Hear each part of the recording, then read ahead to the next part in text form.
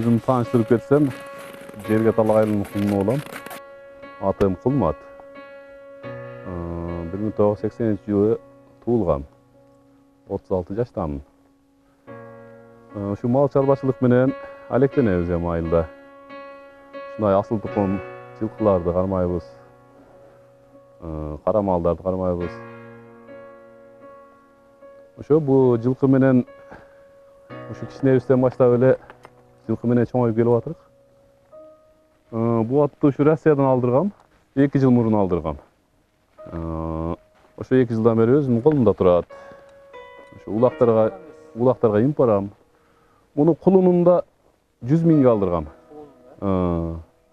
Аттын атын Патрон деп койгонбуз. Аты Патрон. Эми быйыл эми улакка үйрөтүп атырык. Азыр Кудай кааласа результат жакшы эле. Болжогон жериңе жетип барып атыр. Жаска эми пышты чыгат бу. Ат жашыраак. Эми Кудай кааласа мунун келечеги жакшы да, Кудай кааласа. Азыр 5-5ке деле ойноп атыр, 5-5ке саары ордук кылат экен. Анан көбүнчө мына чоң жыйындарга салып атырык. Чоң жыйындарда жүрүп атыр жакшы. Эми азыр утканы бу жерде майда чүйдө эле байгелер болуп атат. Азыр чоң улактарга көп эмне кыла элек, сала элекпиз эле. Быйылча үйрөтүп атабыз да.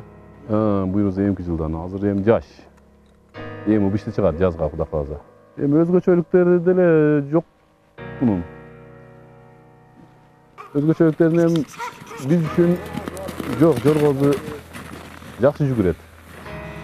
Өзү российский болгону менен ушу местный аттарда эле жүгүрөт да. Жеңил, өзүнүн жеңин алып жүрөт. Муну таза продажын билбейбиз.